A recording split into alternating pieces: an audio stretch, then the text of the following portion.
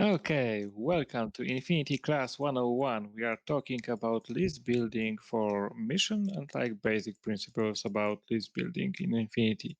This is not army specific, this is general pointers for list building. So if you know your army and you know what is good, then this may be a bit below your experience level. So Infinity allows you right now to field up to 15, let's say, order slots, and you can divide them any way you like between two order groups. A group can be up to 10 models and order slots. Some models can bring more orders than one. Let's say an impetus irregular model will bring two orders, but they will be of lesser importance to the overall list efficiency. So the first question is how you divide the groups, and there are many, there are basically two schools on how to divide the groups. You can either put like on those point clickers, you can either divide them into 10 and 5, and you can of course include less models, but it's less optimal. Because then you lose on the order of efficiency that each model provides. Or and then if you put the models into this spread, like 10 and 5, then this means this is your pushing group and this is your functional group or a raw group, which means that those models will either their function is either to die and slow down the enemy, or to maybe click a button at some point and move somewhere. They are not there to actually provide a push. Or you could downgrade this group and maybe put 8 and 7, which means that you will have two a bit lower power groups, but each of them will have potential for pushing. So let's say you have two big guns, two different models, and then you can put one gun into one group, the second gun into second group, and then spend 8 orders pushing with one group, second with 7 orders. There are some armies and lists that make this easier or more difficult. For example, an avatar for combined army is one of such models. It brings tactical awareness. So this is his special order, which is irregular, that belongs only to him. And then he brings 2 command token, 2 lieutenant orders, because he's a lieutenant +1 order. And because of his special skill for lieutenant, he turns them into regular orders. So as you can see, if you put him in this group has actually 8, 9, 10, 11 orders. This is very difficult to push both of those groups to the full, because he's very expensive, but you can use cheap irregular guys, let's say Gakis and Taigas, to fill this group. Okay, so how many guns would you bring in a list? It depends. You want to spend all your allowed SWC, which is special weapons cost. For 300 points game, this is 6. For 200 points game, this is 4. And basically, for every 50 points for the allowance of your army, you have 1 point of the SWC.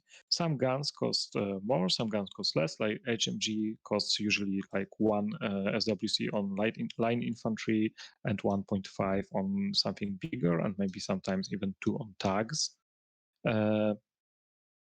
So the quality of the guns you take determines how many you can have, but the higher quality of the gun, the greater damage it will be able to do. On the other hand, the greater damage it will be to your list and performance if you lose this gun. So the general advice is to first spend all your SWC, not only on guns, because mine layers and hackers also cost SWC, And some special models, say Speculo, might also cost an SWC. And don't put all your eggs in one basket unless you are like this list, especially like similar to this avatar, is sort of forcing you to put all the guys in. Like he is the biggest guy there is. So what you could do is say include 3 for guns. So let's now move on to the Hackislam side of the board. I just bring out some models and we'll see what I can put into the army. I think the avatar was like 200 points, judging by the amount of models. Yeah, I think that this was like 200 point avatar list, which is pretty amazing actually. But this is only one group, and this is like 300 point group. So regarding the guns, you have a Mukhtar, which is one SWC, and this is a very all-round gunfighter, good versus light troops, but not very good against heavy infantry or like hard targets. Then you have Azrael, which is basically heavy infantry HMG. Like in this like particular army, he doesn't have many special skills. He's slightly better to win face-to-face rolls, but sometimes you just need the bigger gun. So as you can see, they both serve slightly different function. And they are in this list for this particular reason. Then you have this guy who is like a backup gun. He is not very good for pushing, like those two guys are, but he can be put on aero duty, and sometimes in a pinch, like in if he survives to the second or third turn, he can be used to actually deal damage. Then there is a dedicated aero duty gun, and the rest of the guys is without any SWC, if I'm correct. So basically, this list has 4 guns. 2 of them are offensive, 2 of them are defensive. I think this is not an optimal list. I think you would prefer to have 3 offensive guns and at most 1 defensive, if you like. Now, because of this is Hackislam, there are also other guys, say Dailamis, who sort of perform the role of defensive guns. But we'll talk about it later. So basically, whenever you are Pano or whether you are Pano or Aleph or Combined Army or Hackislam or Ariadna, you are looking at about like 3 to 4 SWC heavy guns. And then other guys might also fulfill this role, but you need to like find guns that are on a good platform. By platform, I mean like a good profile with a good combination of skills that can actually do work using like a less powerful gun. So for instance, in this list, this Hadza HRL is a powerful gun, but it's not for pushing. But this doctor is on this is heavy infantry doctor with a weaker gun, just AP rifles, so he lacks range, but if other guys can push through, then he can actually go into this hole they made and do some damage. Now, let's talk about specialists right now. So specialists are what click your buttons. So depending on the mission, you may be called to do some stuff in the midfield. Clicking buttons, like this table is not set up for a mission with any buttons, so you will not see any consoles.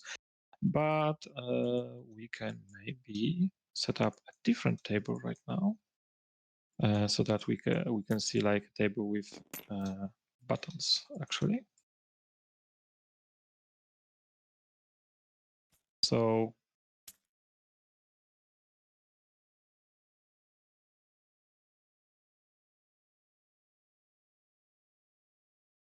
there are some magic objects. Something happened. Okay, so there are missing walkways. We will not focus on them. So in this instance, the map has 3 consoles in the middle, and you have to go from your deployment zone to these consoles, spend a short skill, which is like one part of the other, pass a die roll. So you need to roll the dice and like pass like under the willpower skill, which is different depending on what model you are.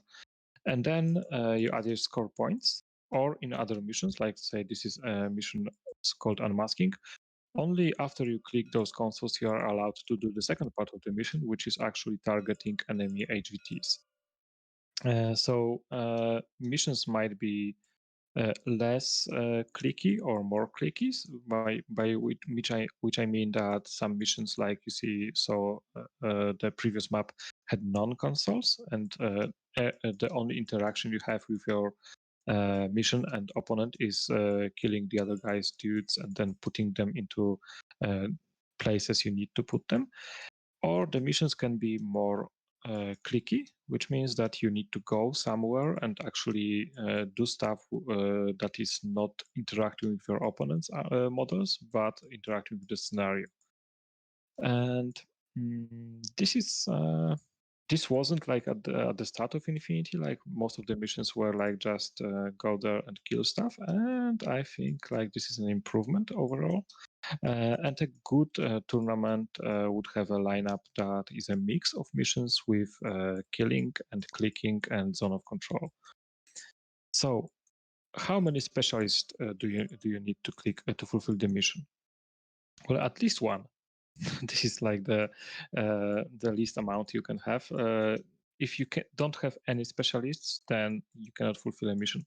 But like just watching this table, you can see that those consoles are not in the same spot. And as you can imagine, if you just start in your deployment zone and move there to click the console, this will take like 2 orders, maybe 3 orders to click it, then another 2 orders to move over here to click it, and then another 2 or 3 orders to move to here. So that's like whole turn like spent by one specialist moving there and clicking. And you have to remember that your opponent will most likely try to stop your specialist freely moving from one side to the other, will put arrows, and you will have to probably use your guns, not your specialists, to first clear the way for the specialist. So specialists can be also a liability in some missions where you gain points for killing enemy specialists, which is mainly in firefight. But for the most part, I would advise you when you are looking at building a list to include at least 2 or 3 specialists, with like the sweet spot being 3. And at least 1 or 2 of them should have some form of forward deployment. Forward deployment is a special deployment skill which allows you to deploy up to 4 or 8 inches out of your deployment, or even up to the middle of the table. Some missions will have exclusion zone, and this is a table for Unmasking mission, which actually has an exclusion zone, which means that your deployment zone starts at the edge, goes through 12 inches to the board, and then 4 inches further starts exclusion zone, which means that no models can be deployed in the middle of the table, which greatly diminishes gains you get from infiltrating specialists, because they are forced to deploy pretty close to your deployment zone. But also it levels the field for certain armies. So it is a good thing to have such missions in the lineup. And you have to plan accordingly. If you just rely on infiltrated specialists, so let's say in the case of this Haq Islam army, are there any? There should be at least somebody. No, I think this army doesn't have any specialists that are infiltrated, which is a bummer. But this Haq Islam list can have like Perzan and a foe Hava. And normally they would be able to start near the middle of the table, but in certain missions they will be forced. Let's say this Perzan. Like in some missions, he could start as far as here and in camo, which is a great boon to have. And he could even start like in a hard to reach place, maybe even prone.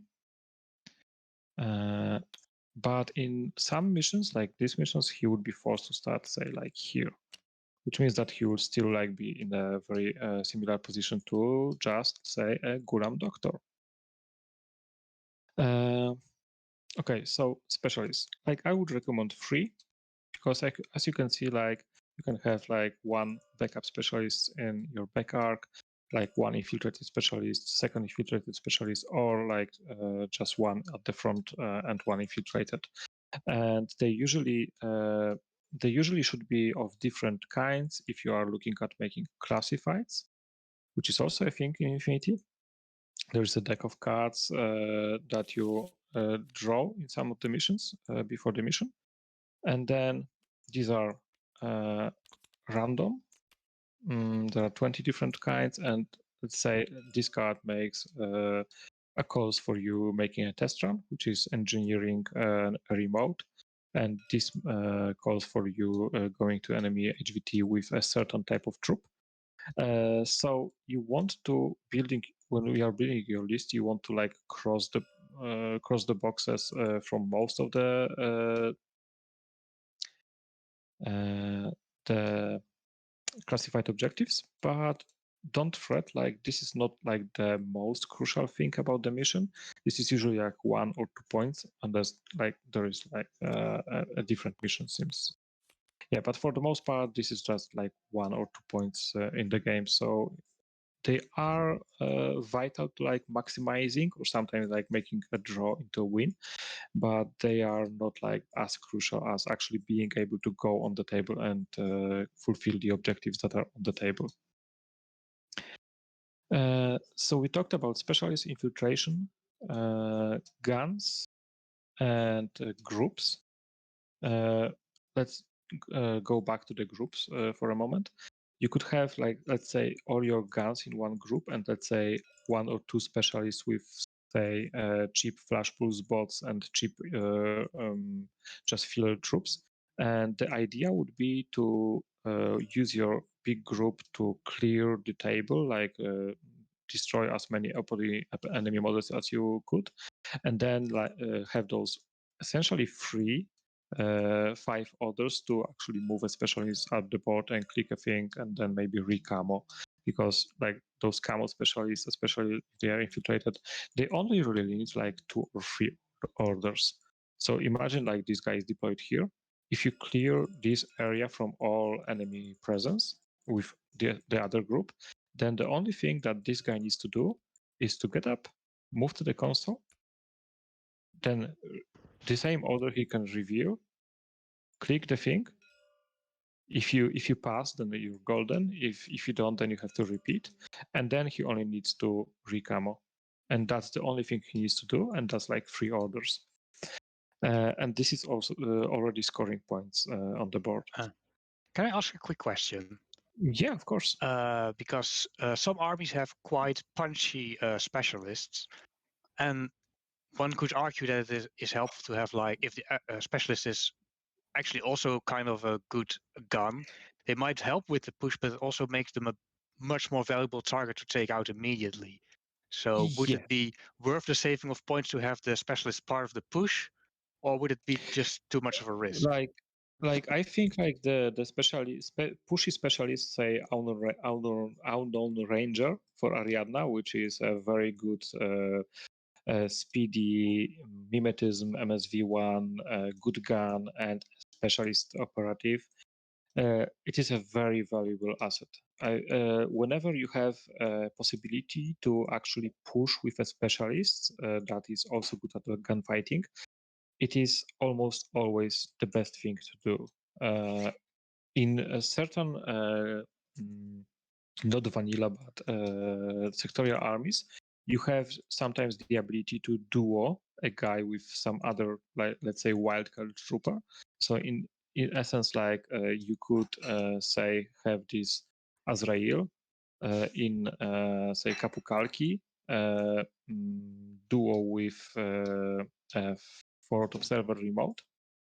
And this means that you are essentially pushing with the strong guy and towing a specialist behind. And basically, this is always a good thing. Like to have.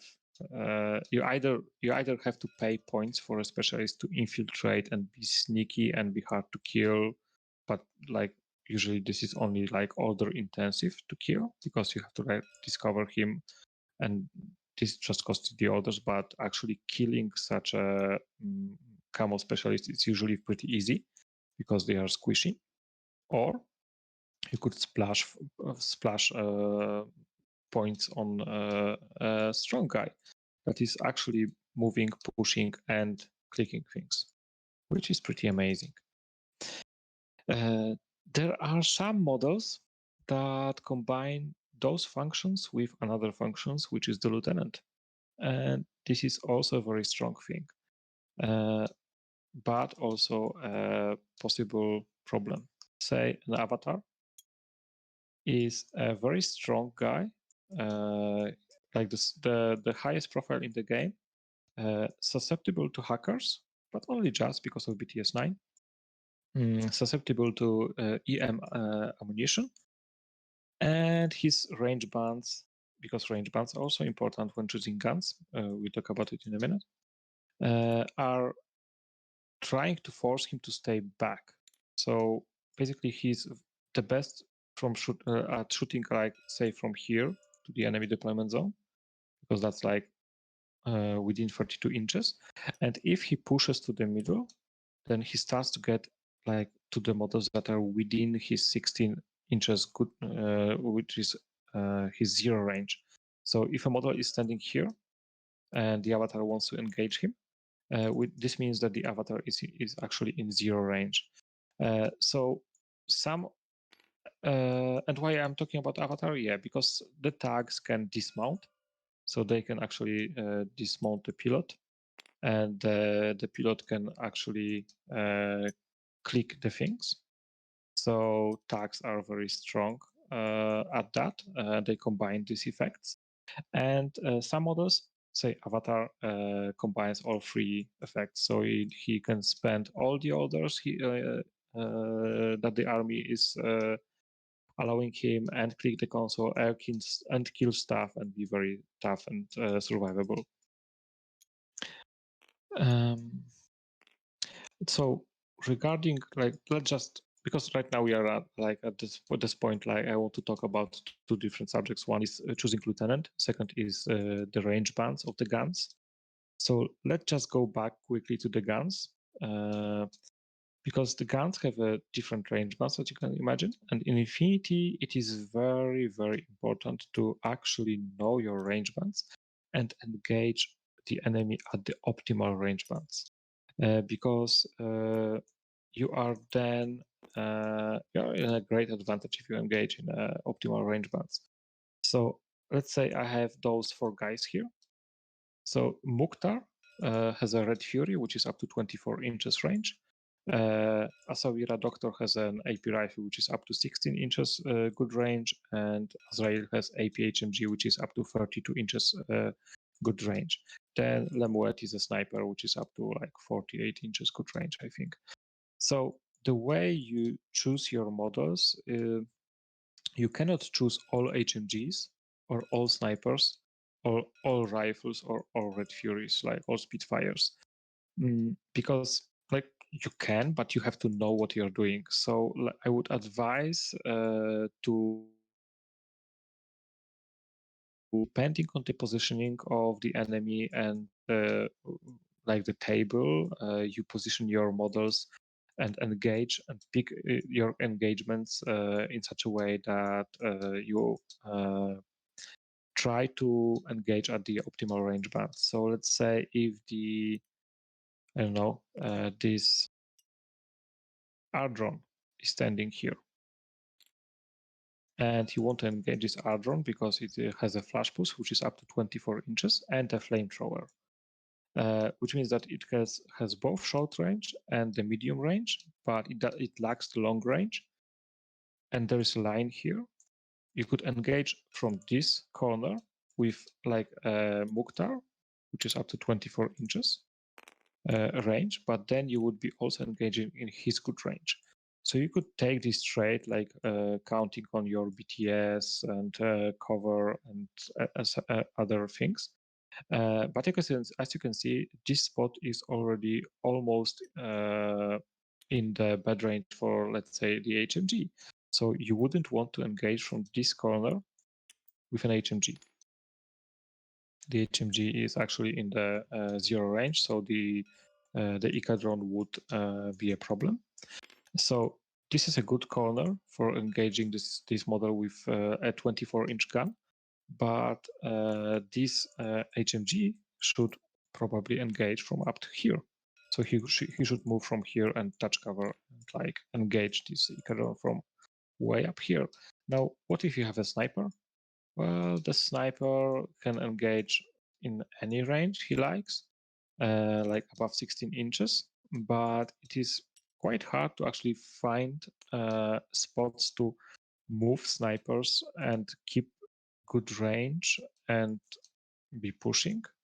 There are some snipers that are good at, let's say, enfilading fire, so you can have like infiltrated sniper here, and he could move to here and like try to engage targets that were not expecting it. But for the most part, snipers are pretty immobile. They are best used as an ARO weapon. And also, when deploying such a model, you need to take into account his effective range bands and try to use the range bands for you, even if you are just deploying for AROs. So this guy wants to look at the long arrows that like long lanes that would make it uncomfortable for a guy to move out of the Z. So if this guy starts here in the deployment zone, he is already in view of this Lemuet and this sniper, and this is actually like 36 inches. He most likely wouldn't start here just because of this position. Like he shouldn't start visible if he's going to attack, because that gives him more options. But yeah, and if you want to engage this guy with, let's say, a rifle, this is very difficult because if you misjudge the distance, it might as well be within 8 inches range, which is the flamer range, and you may eat a template. But we'll talk about this when you go to trading. Okay, so lieutenant. The choice of lieutenant is very important. You have to have one. The lieutenant, and you cannot have any more. You can have some armies, not you nomads, can have chain of command. And lieutenant basically can be in 2 or 3 forms. No, he can't have 3 forms. One form is just a cheap guy that sits in the back and he's just a cheap lieutenant that doesn't want to die. So let's say this Gulam is such a lieutenant. So you want, if you pick such a cheap lieutenant, this is just providing orders, and most likely you want to try and find an NCO for your list to use this lieutenant order, because he will not be using this order. He could maybe, because if, say, you deploy him like here, prone, then you still have to put somebody watching his back, because let's say somebody could like jump here and shoot him in the back, and then you are a loss of lieutenant, or put like a mine somewhere over here. So you have to protect him. Sometimes like just putting him like way back in the corner seems like a good protection, but there are certain armies that may deploy, say, airborne infiltration model in your deployment zone, and this becomes a problem. So what do you do when you have like this cheap guy? You take 2. So basically, this is such a cheap guy that you can afford to have 2 exact copies of this guy. So you just note if either this white-haired guy or this brown-haired guy is your lieutenant, and put the note there. And then you put you diversify the location for the juicy lieutenant on the table, and the opponent is basically not spending the orders optimally if he just pushes all the way to kill this lieutenant, because he might not kill the lieutenant, he might just kill the decoy. So this is a very good way to use, say, a Gulam, because the profile with a Gulam with +1 command token is a very cheap and good lieutenant, and you cannot tell which one of those guys is the actual lieutenant. Another probable lieutenant you could use is a Rambo lieutenant.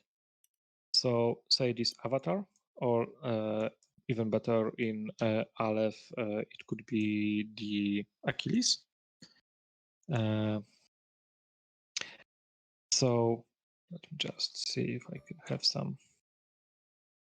The Rambo lieutenant is a lieutenant that actually wants to spend his lieutenant order, and he wants to push because either he has great stats or great armor, great abilities. Like exactly like Achilles is, I think, the best example of him.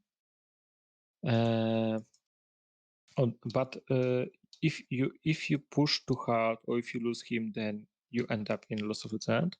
So how do you usually counteract that? You search in your list for a model that is chain of command.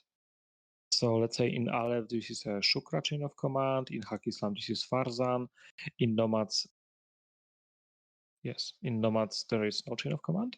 So Krisa Borax might look like a very good profile for Nomads, but is actually pretty scary to field him as a Nomad player. Just searching for Achilles, but I think I would just it would just take me too much time. So in order to have a Rambo lieutenant, this is a very good expenditure of the lieutenant order. But in N4 there is plenty of NCO models, and especially like Eugene has like a Mo Wang and other factions with similar profiles, maybe on a different platform, which is basically like an offensive guy that can actually spend the lieutenant order as his own, as he would spend a regular order, which makes it very strong and powerful and basically counteracts the need for a chain of command. Then you have those combined lieutenant specialists, let's say an Asura, which is sort of a weaker Rambo than Achilles, but has very good potential because FMS V3 and I think multi-rifle and hacker. Or anathematic in case of combined army, anathematic hacker lieutenant, which is heavy infantry with plasma rifle, Tio camo, and hacking device plus. Or say in Ariadna you have Vasily Plushenko, who has Fort Observer, camo, good rifle. I think he has T2 marksman rifle or T2 rifle. So basically, this is a lieutenant who maybe is not like a Rambo lieutenant, not very good at pushing in the first turn for the most part, but he like if he survives, most likely he will survive. And if you then have like this second turn push, he can actually do a lot of work. Okay, so then there is another idea of a model, which is a rocket, I call it, or a guy that just waits for an opportune moment and then needs to spend only a few orders to strike the enemy where he's weakest. And if he dies, you don't care because that's his faction. So Zuleika is a great example of such a model. Another is a Liberto.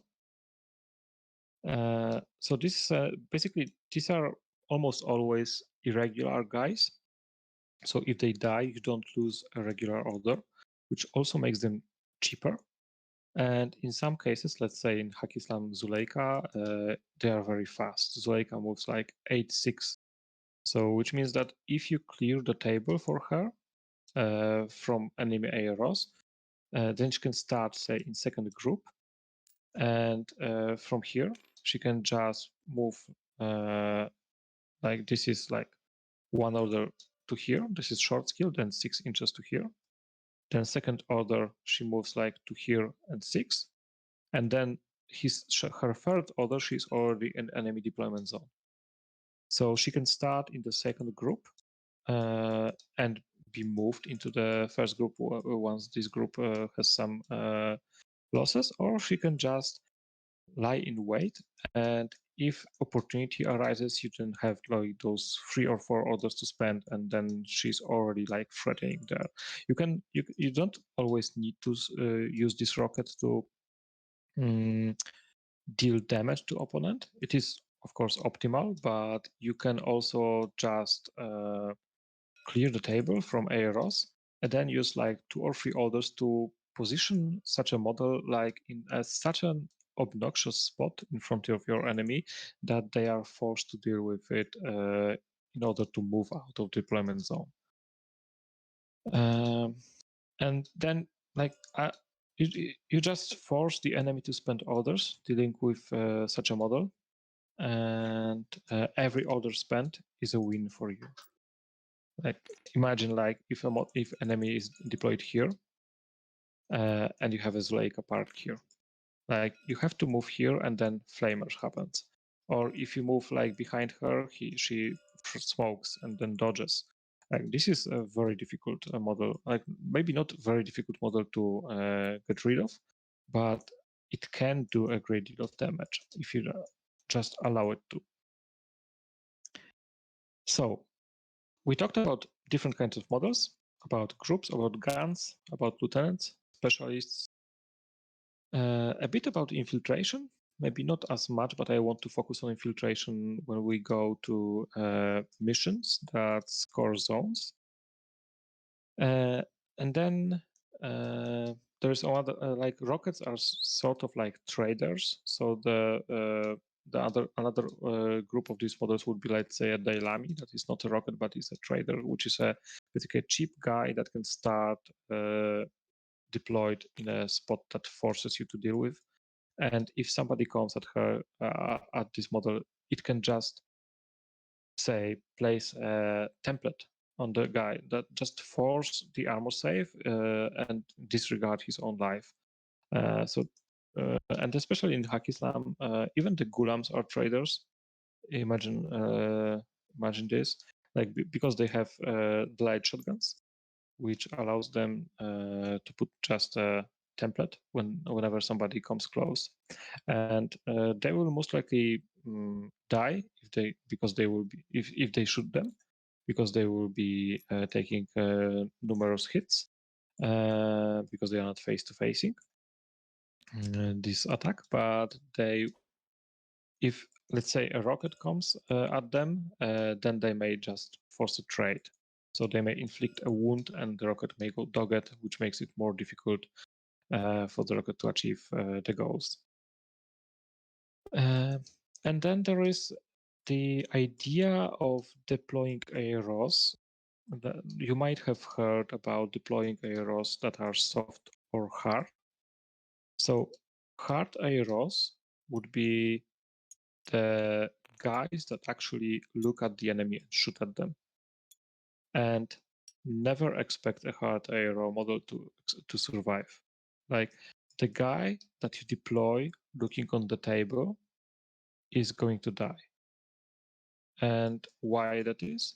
Because the enemy in his active turn will always have the ability to use whatever assets he has to move around the good range bands of your model and engage him in the range bands that are advantageous to them. So in case of a sniper, you either use the terrain to your advantage and you try to move around him, or you deploy models with, say, airborne deployment and engage him up close, or you say if the sniper has no MSV, you just put a smoke there and or eclipse, and you move around and engage him from here. Now, does it sound okay or does it sound bad for the sniper? Now, my opinion is that if a sniper is forcing your opponent to avoid certain lanes, it is making its job. So he is doing his job. If the sniper dies, okay, so be it. That was what he was deployed there. If he dies in the enemy's one order, then okay, that was inefficient for you. But if the sniper forces the enemy to move around buildings and to avoid this fire lane and this console for like half of a turn or like the whole turn, and if the enemy is trying to engage your sniper for like more than 2 or 3 orders, or then the sniper is doing his job. So this is the hard ARO piece, but you need to put you into your mind that this guy is going to die at some point, sooner or later, most likely sooner. Now, of course, good stats, good weapons, and good defensive gear. Say Lemuet has ODD and multi-sniper MSV1 might make this model survive for longer, but yeah, he is going to die. Soft ARO, on the other hand, is a model that is deployed in such a way that is not engaging the enemy, but is making your enemy be wary of it and plan to either avoid it or engage it and then be forced to trade. So let's say this Dailami, so he could be deployed like here, standing, and he then becomes a hard ARO piece. Now the same Dailami could be deployed here or even here, prone, and then he becomes a soft ARO piece. So if he is deployed without line of fire to the enemy, but he is guarding the area that leads to your deployment zone or leads to your crucial models, and he's out of sight, most likely in a camo, and he just threatens that if you move here, at some point he might throw a light shotgun at you. He is a soft ARO. There are many different possible soft AROs. Let's say from the Hakislam there is, let's say, Mutavias. Basically use either cheap warbands or camo and mines. And mine layers. So you can deploy basically camo like in the midfield. So these are soft AROs. So you are trying not to lose valuable models this way. So if you have, say, a Perzan mine layer, then the Perzan would be deployed most likely in a safer spot, and the mine would be deployed like in front of him. So this is also like making experienced players read which camo is which, because most likely the mine will be here and the Perzan will be back to be another soft ARO and most likely prone.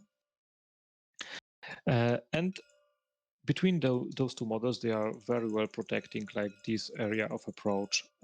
And if the enemy, like the goal here is basically to zone your enemy from engaging through here with soft models and try to force him to move through here or through here and maybe engage your sniper if they go here this way.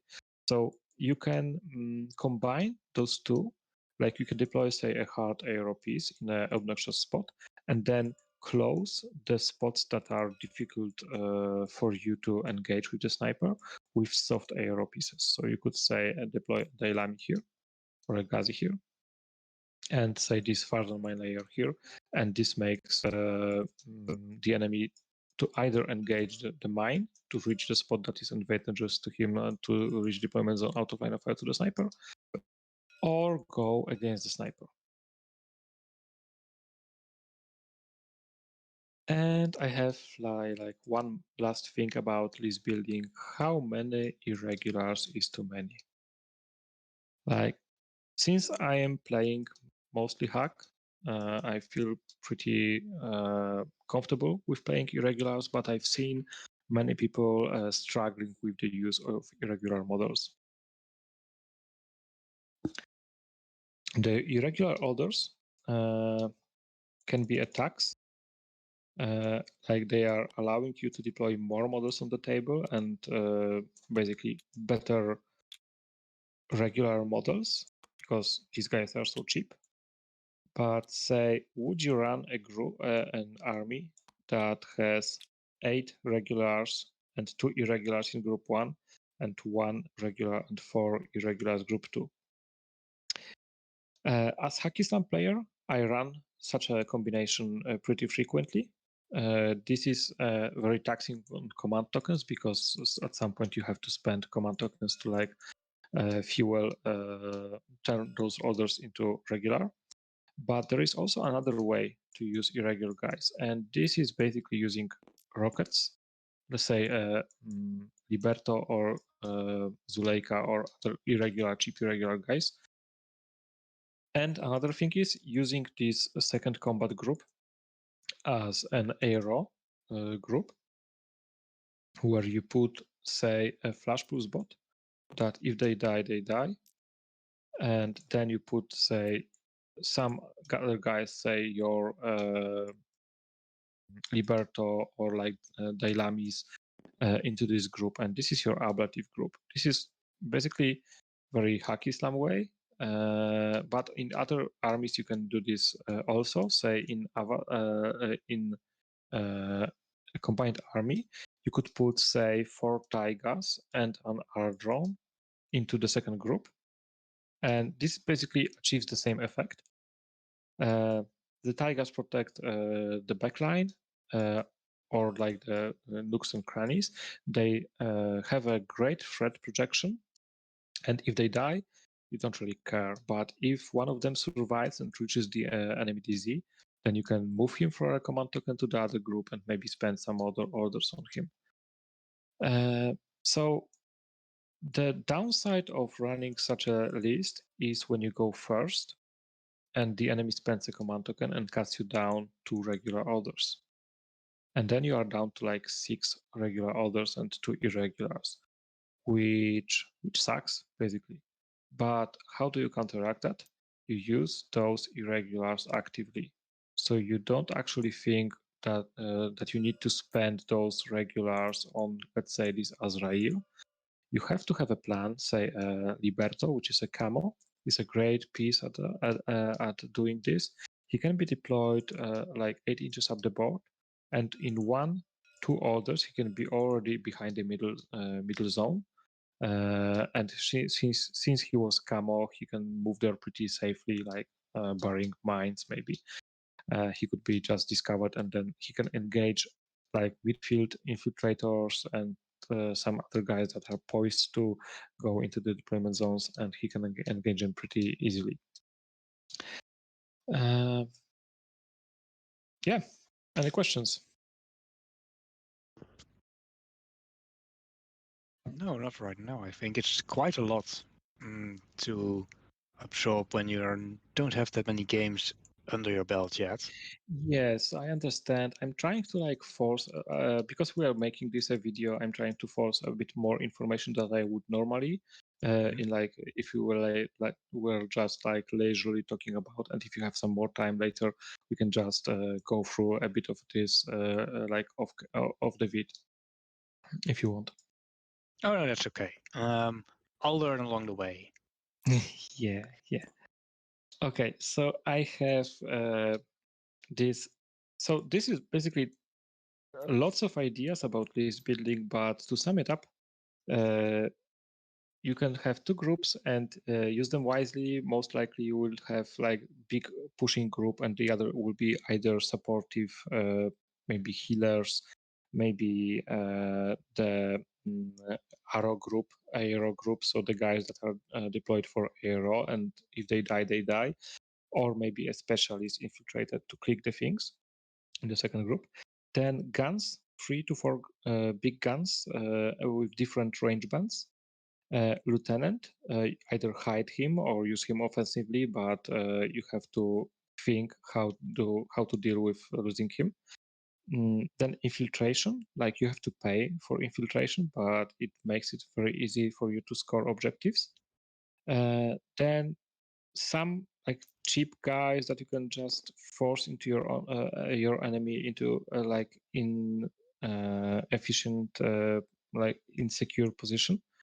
be it Liberto, be it like a Zuleika, or maybe even proxy human like FO, which is a great guy.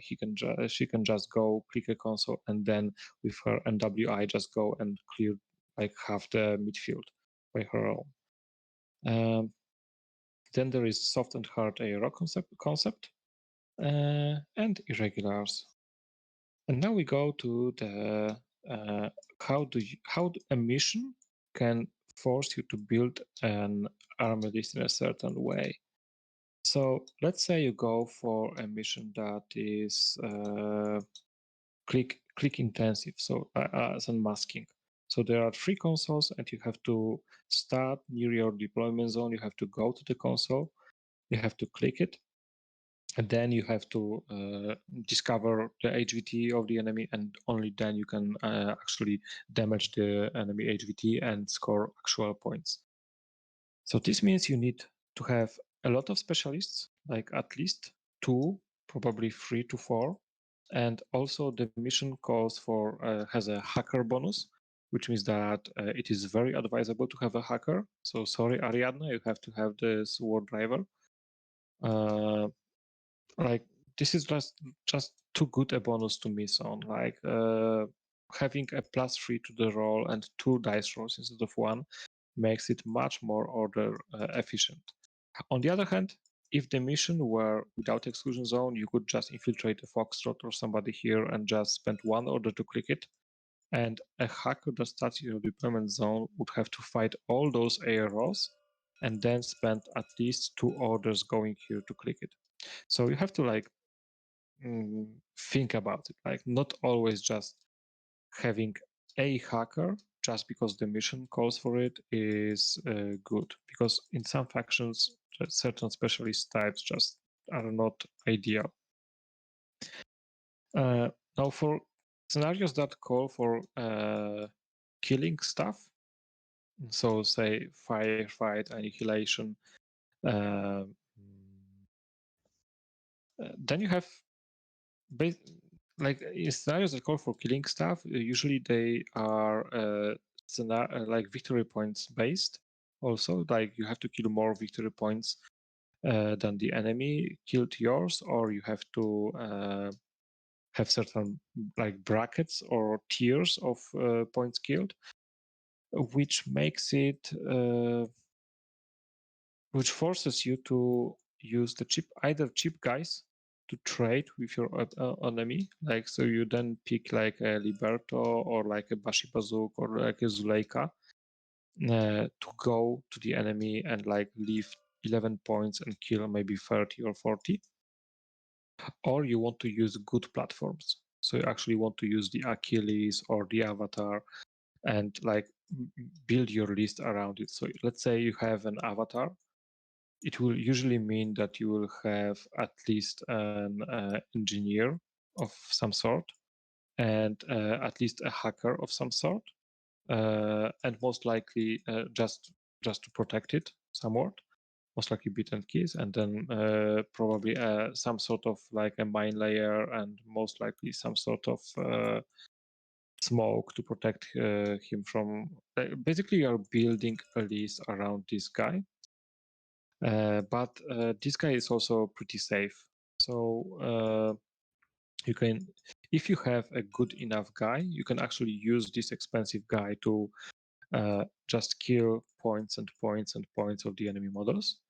But if you lose him, this is basically also a huge chunk of your army. So you have to be very careful about it and play accordingly, like never like overextend.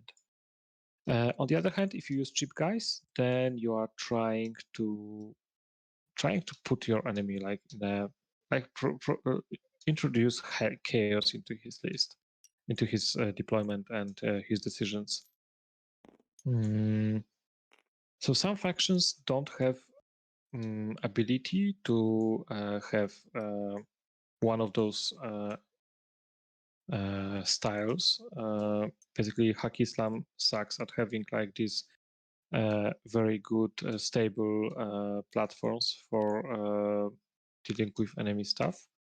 Even the Motor is amazing, but is very squishy too. And like say an active, like if he stops in your reactive turn near enemy warband, then he is most likely dead because like 2-chain rifles and he's just gone. Or like one close combat specialist and he's gone. Okay, so I will now change the map and we'll talk about the infiltration a bit. Do we have one?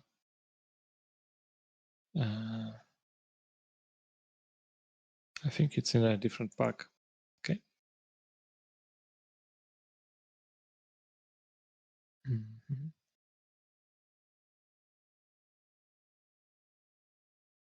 Okay, sorry for this a bit of a downside.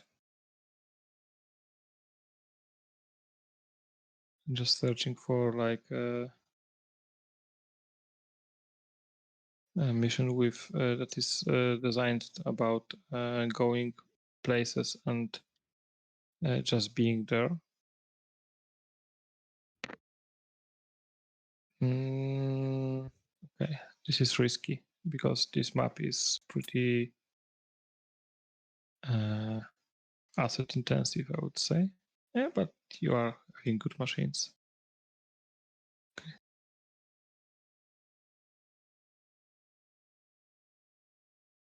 And it's loaded up. Okay.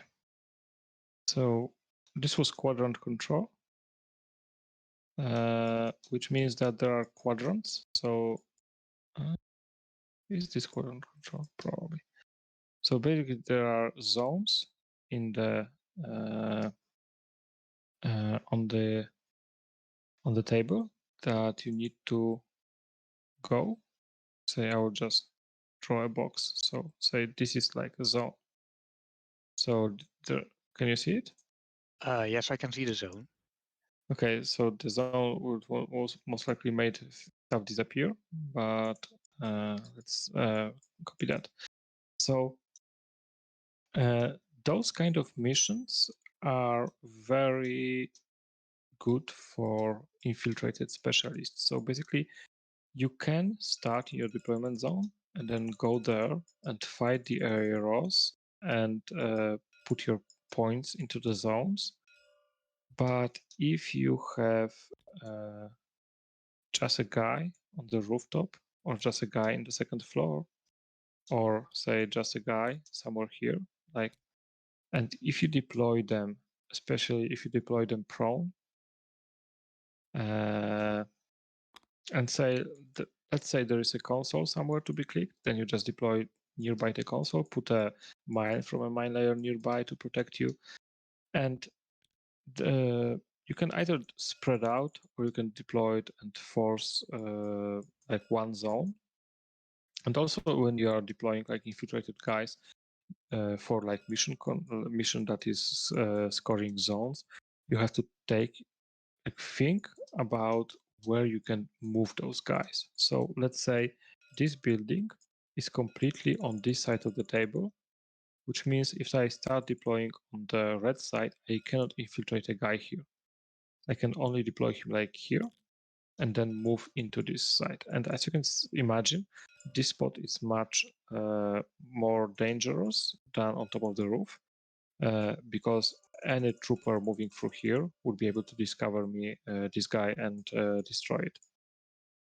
On the other hand, this building, which starts in this deployment zone, allows you to move into the enemy half of the table and score also this zone. On the other hand, the enemy will also be able to deploy infiltrators here. So you have to think about if your infiltrators are able to defend themselves.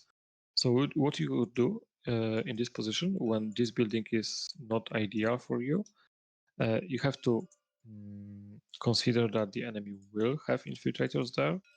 But what you could do is say you can deploy, say, a guy, a mine, and say another guy here.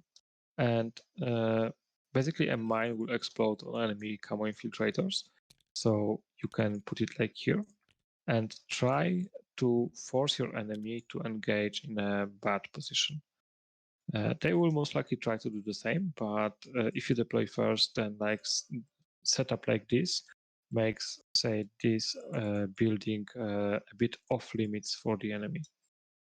So the greatest strength of infiltration in such missions is that you can actually pretty well play second, especially with infiltrated guys that also have camouflage or impersonation. If you deploy them in spots that are very hard to reach effectively, and then protect them with mines and maybe like some other aero pieces that are, like, say, overlooking, like, say, this entrance to this building, let's say from here or from here, then you are making it very difficult for your opponent to discover and remove them. And if these guys are worth any like amount of points that is noticeable, this may make this zone hard to take. Now, there are certain factions that shine at those sort of missions, and one of them is Haq Islam and Baram, Hassazin Baram, and then Toha, and of course, Combined Army. And why do they shine at that? Because they have infiltrators, not only infiltrators, but they have the impersonators. And impersonators are allowed to deploy on the enemy half of the table, like say on this building. If I'm deploying on the red zone, I can deploy on the blue side of the table. And basically, you are already scoring the enemy's zone without ever spending any orders. And you are forcing them to spend orders to remove them, which is a very effective thing if you think about it. Okay.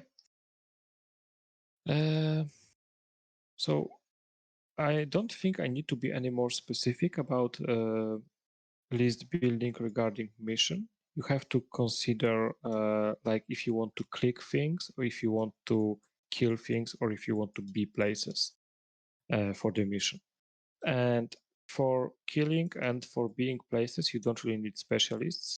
You more likely need, say, a mine layer. So if they are competing for the same spot, say if I have, let's say, two lists, and one of them is for clicking, the other is, say, for being places and killing, I would most likely change the infiltrated guys from, say, a forward observer profile to a mine layer profile. So I would have the forward observer profile for the mission where I have to click things, and I will have the mine layer profile for the missions where I have to kill things and protect myself from being killed, or I have to be places, because this protects all those points that need to be places. Yeah, I think that's about is a lot the thing I wanted to talk about today. Any questions? No, not right now. Thank you for your presentation.